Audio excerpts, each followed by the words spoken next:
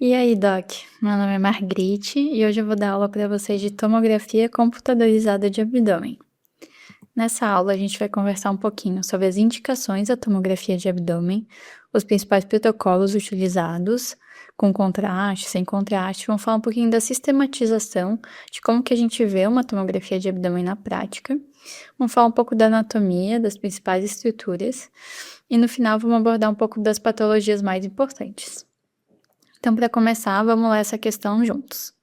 Um paciente de 60 anos chega ao pronto-socorro com queixas de dor abdominal difusa, distensão abdominal e febre. O exame físico revela sensibilidade generalizada e sinais de peritonite. A tomografia computadorizada do abdômen mostra a presença de ar livre na cavidade peritoneal e líquido peritoneal. Qual das seguintes condições é a mais provável de estar associada ao quadro clínico da paciente? A. Perfuração de úlcera péptica.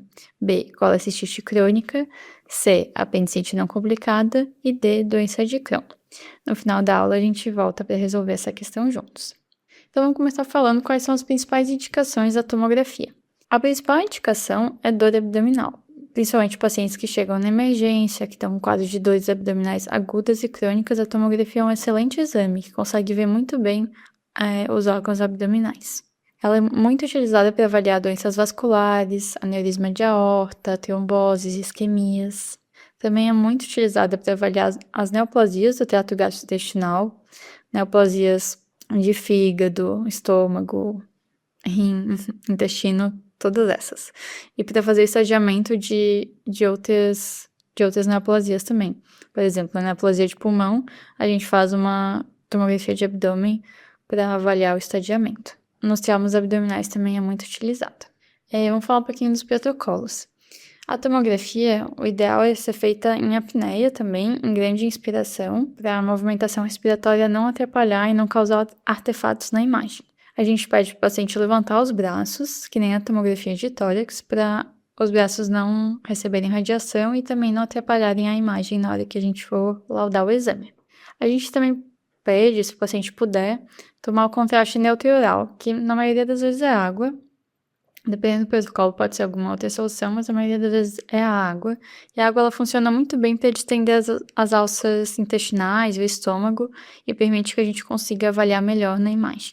A espessura do corte varia de 0,5 a 5 milímetros, a depender da resolução da tomografia e do protocolo indicado.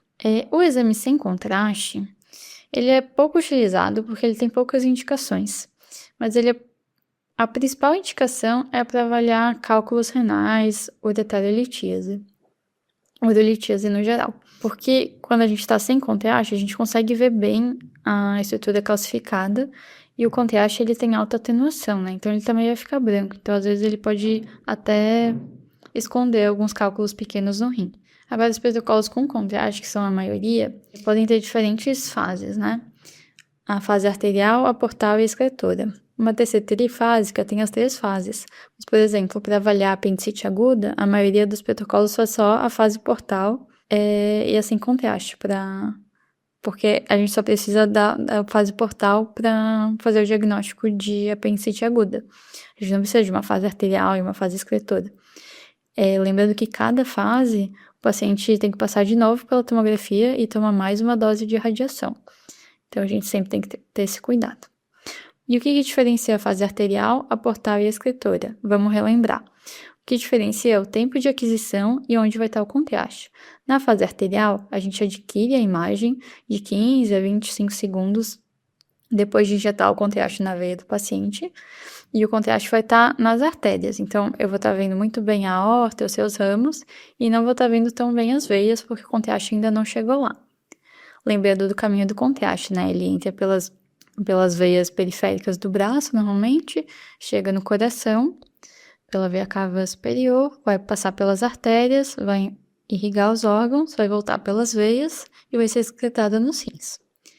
Então, na fase portal, a gente vai ver o contraste muito bem na veia porta, e a imagem é adquirida de 60 a 70 segundos após a injeção do contraste. E na fase excretora, a gente vai ver o contraste muito bem nos cálices renais, na pelve renal e nos ureteres, e na bexiga, e a aquisição normalmente é feita de 5 a 15 minutos após a injeção do contraste. E aqui um pouquinho de cada fase. Então, a fase arterial é muito utilizada para avaliar vasculopatia, sangramento ativo no contexto de trauma, neoplasias hipervasculares para ver o padrão de realce, pré-operatório para avaliar variações anatômicas que são importantes para o cirurgião. A fase portal, então, é muito bom para avaliar as doenças inflamatórias infecciosas e as tromboses venosas. E a fase excretora para avaliar o trato geniturinário, as obstruções, ureterolitíases e as anomalias congênitas do trato urinário. Então, vamos falar um pouquinho da sistematização. Doc, você está lá no internato, vai pegar uma tomografia para ver de um paciente, você quer ver essa tomografia. Como que começa? Tem várias formas, não existe uma regra certa, mas os radiologistas eles costumam sistematizar para não esquecer de ver nada. Então, normalmente a gente vê de fora para dentro e de cima para baixo. Ou seja, de fora para dentro começa a ver pele, músculo, o subcutâneo, daí depois vê os ossos, as vísceras parenquimatosas, fígado, baço, vesícula biliar, pâncreas. Depois a gente passa para o trato geniturinário, vê ali os rins, os ureteres, a bexiga, próstata, útero, as vísceras ocas, então estômago, intestino, e por fim a gente vê os vasos e linfonodos. Essa aqui é só uma das formas de ver, mas é uma forma de sistematizar para não esquecer de nada. Então vamos falar um pouquinho da anatomia e vamos seguir essa sistematização. Então, primeiro a gente vai ver a parte da pele, do subcutâneo e a musculatura. Aqui, pegando de cima para baixo, então, no sentido crânio-caudal, né, do tórax para o abdômen, a gente vê aqui que ainda tem um pedacinho de pulmão nessa imagem, o músculo reto abdominal, os pilares diafragmáticos direito e esquerdo, os músculos paravertebrais, e aqui a pele e o subcutâneo com a gordura, né? Aqui um pouquinho mais para baixo a gente consegue ver os músculos oblíquos, externo, interno, músculo transverso, o músculo psoas, direito e esquerdo, e os retos abdominais. E quando a gente já tá vendo aqui a musculatura, a gente pesquisa para ver se não tem hérnia, já vai vendo se tem alguma alteração da parede abdominal.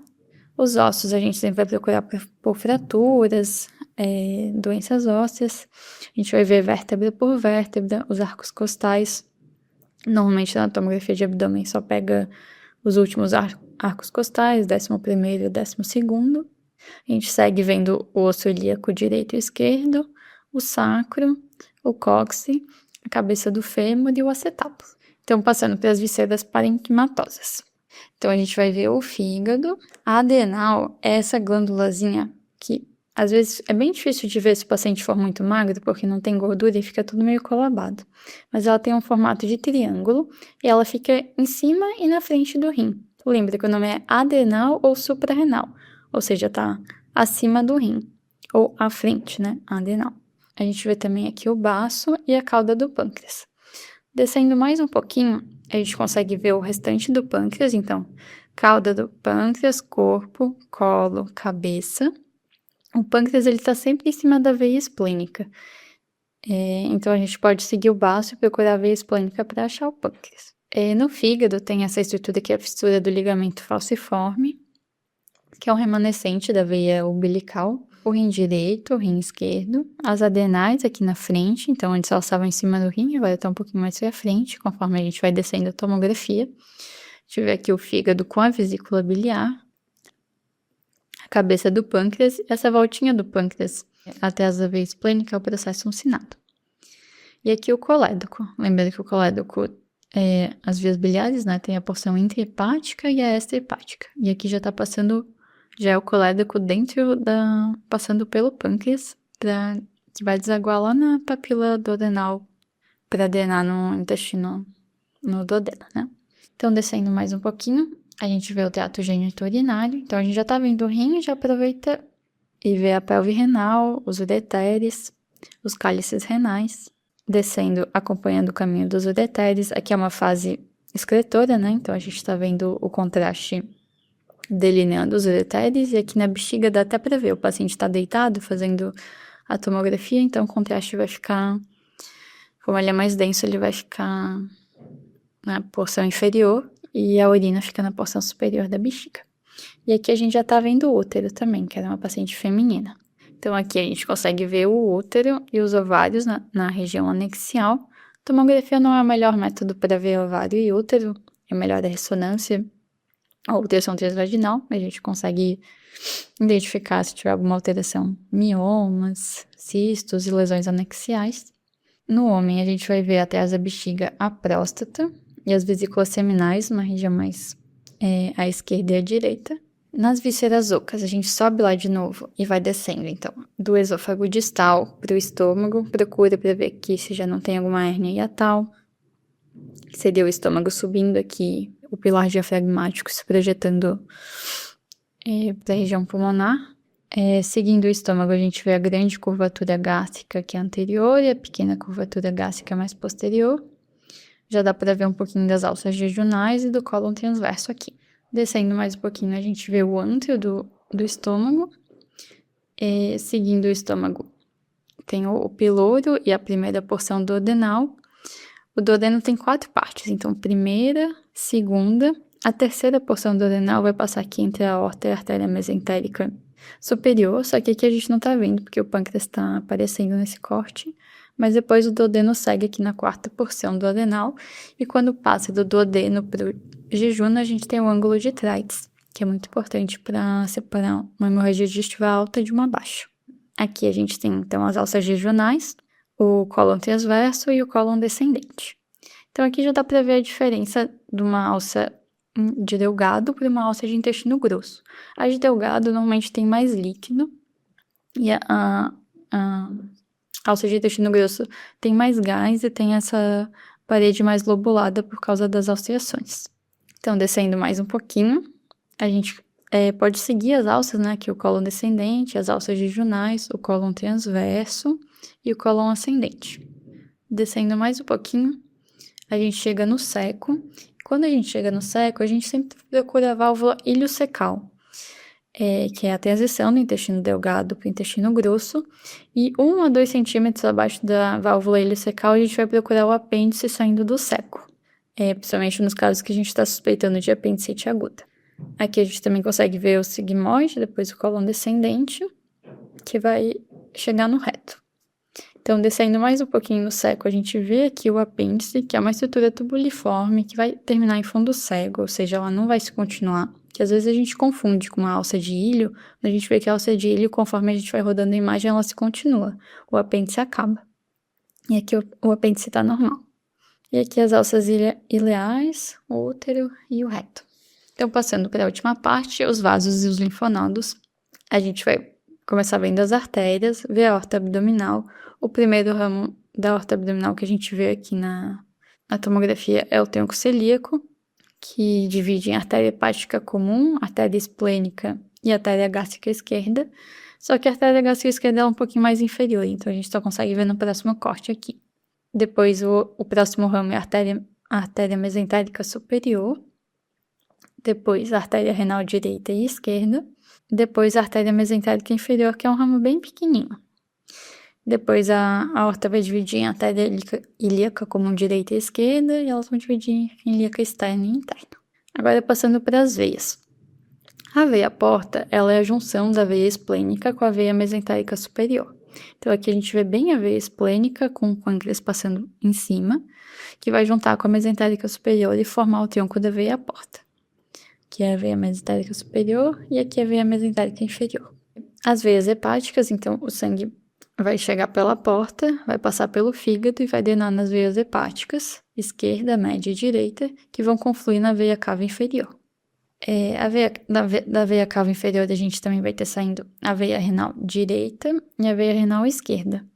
A veia renal esquerda, ela tem uma particularidade, ela tem um trajeto um pouquinho maior que a veia renal direita, que a veia cava, ela é mais à direita e a aorta é mais à esquerda.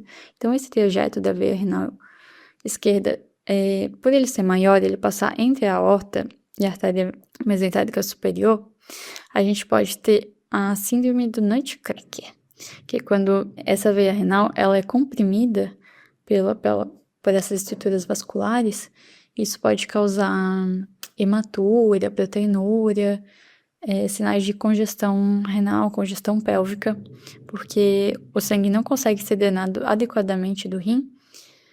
E é uma síndrome rara, mas é uma síndrome que gosta de cair em prova.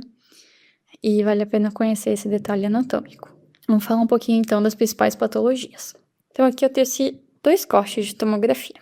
Lembrando que na prática a gente vai rodar o exame, vai conseguir ver com mais clareza, mas é importante também treinar o olho só com algumas imagens, porque nas provas normalmente cai só algumas imagens, vocês não vão conseguir rodar o exame para ver com mais detalhes. Então vamos olhar essa tomografia aqui. O que me chama a atenção é que tem alguma coisa calcificada aqui, bem densa. E olhando aqui na imagem coronal, a gente vê que tem 2 imagens calcificadas. E tem uma estrutura tubuliforme aqui, que parece que termina em fundo cego, que tá saindo do seco. E a gordura adjacente aqui tá um pouquinho densificada. Isso aqui é um caso de apendicite aguda. Essa estrutura calcificada é um apendicolito, que normalmente é restos de fezes que calcificam ali na base do apêndice, na verdade em qualquer porção do apêndice, e obstrui a luz do apêndice. Então, essa secreção que está aqui dentro, o líquido, não consegue drenar para o seco, e isso causa a inflamação local, o apêndice vai ficar espessado e vai infeccionar e vira um processo inflamatório infeccioso. E esse outro caso aqui. A gente também vê um negocinho calcificado aqui, só que tá perto do fígado, do rim. Só que olhando na imagem coronal, a gente segue, esse negocinho calcificado tá dentro de alguma coisa, que tá saindo do seco, uma estrutura tubuliforme. Então esse aqui é um apêndice retrocecal, que tá subindo aqui pra perto do fígado. Então não vai dar uma dor na fossa ilíaca direita, aquela dor clássica de apendicite. Vai dar uma dor no hipocôndrio direito. Só que é um caso de apendicite, porque a gente vê que a gordura aqui está um pouquinho densificada. O que é essa gordura densificada? É a inflamação, é líquido aqui ao redor. E como é que eu sei que está densificada? Porque eu olho essa gordura aqui, ela tá toda pretinha. E olhando aqui, ela tá um pouco branca, né? Então isso quer dizer que tem líquido aqui, mudando a densidade. Quer dizer que isso aqui é um processo inflamatório, infeccioso, é uma apendicite aguda. Mas esse caso, ele não foi operado, não foi tratado precocemente, e ele evolui com uma densificação aqui, uma coleção. Então, isso aqui já é uma apendicite aguda complicada com uma coleção. Seguindo aqui, eu botei uma imagem de uma tomografia normal e uma tomografia alterada. Vamos ver o que está diferente dessa aqui para essa aqui. Olhando primeiro, a gordura aqui do mesentério está muito densificada. Então, já é indicativo que tem um processo inflamatório.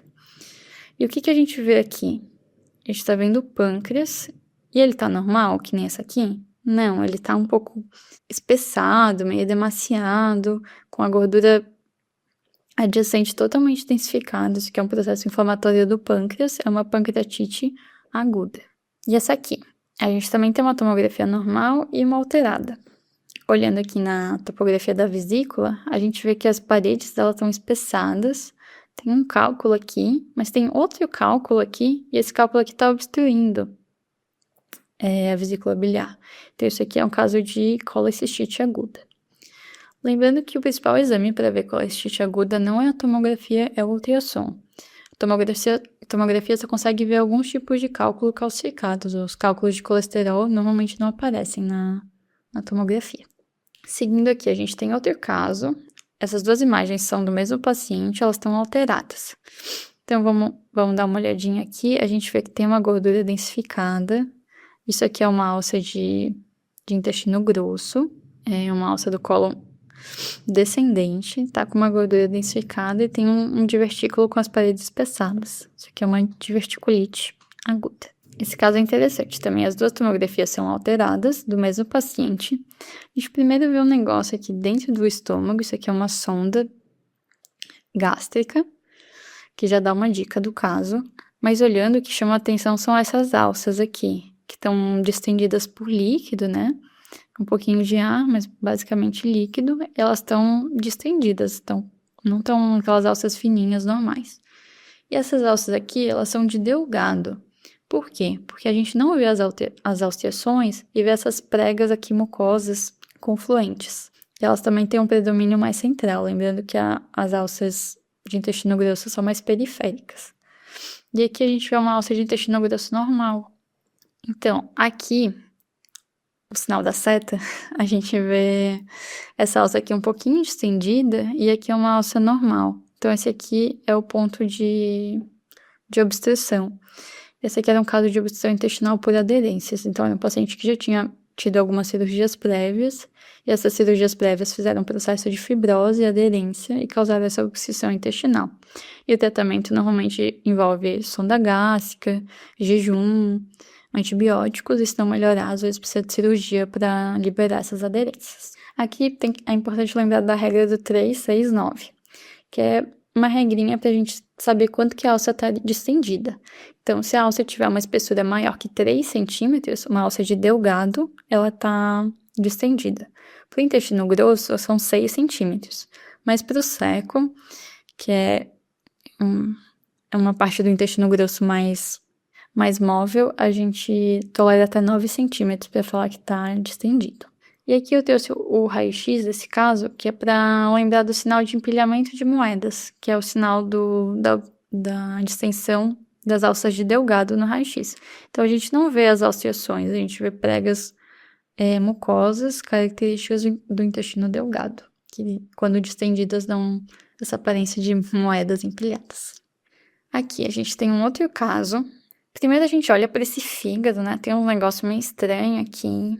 Mas a gente olha para as alças, também tá distendida. Isso aqui é alça de intestino grosso, porque a gente vê as alciações. Tá distendido principalmente por gás, mas também tem bastante conteúdo líquido aqui.